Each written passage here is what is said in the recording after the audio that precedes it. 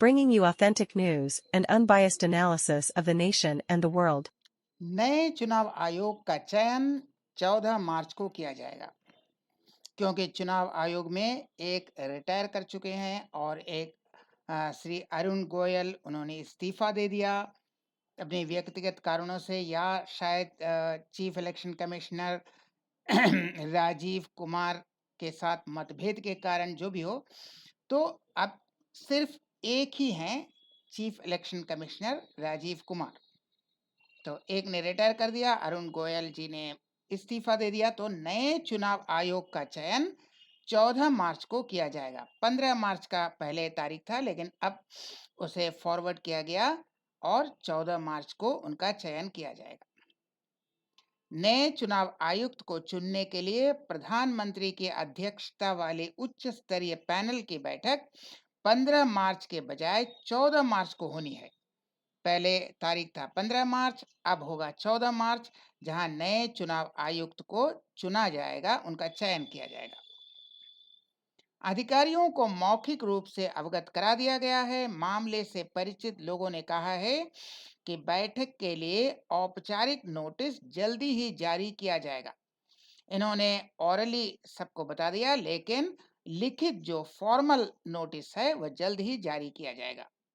ये हमने भी किया है। जब प्रिंसिपल थे तब बहुत से ऑरल डिसीजन अनाउंस कर देते थे स्टूडेंट्स को, और फॉर्मल नोटिस बाद में साइन करते थे। ये हम लोग भी करते थे।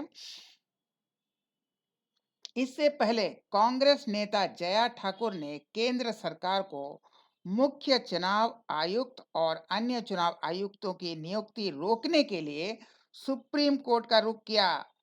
उनका दावा है कि पहले वाला नियम, जहां चीफ जस्टिस ऑफ इंडिया इस पैनल में थे, उस नियम को बदल दिया गया है। हालांकि जो ऑपोजिशन लीडर है वह तो रहेंगे, ऑपोजिशन लीडर रहेंगे, और प्रधानमंत्री भी रहेंगे, और कैबिनेट मिनिस्टर भी रहेंगे, और एक अन्य व्यक्ति रहेंगे जो लीडर ऑफ द ऑपोजिशन भी रहेंगे। लेकिन सीजेआई यानी चीफ जस्टिस ऑफ इंडिया अब नहीं रहेंगे। तो इसके खिलाफ उन्होंने सुप्रीम कोर्ट में दायर किया है।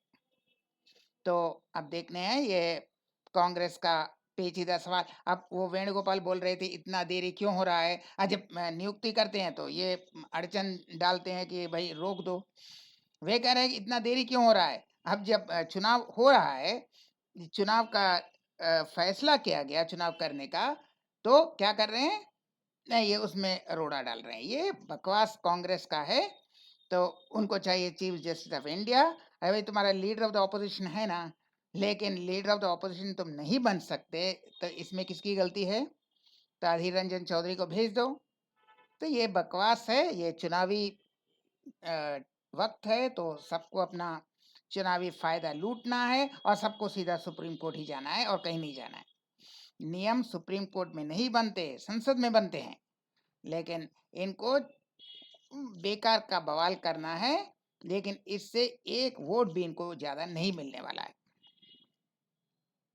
तो ये था माई वोट।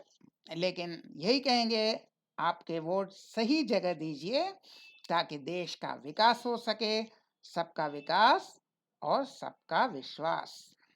हम फिर मिलेंगे ऐसे और वीडियो के साथ। तब तक के लिए नमस्कार।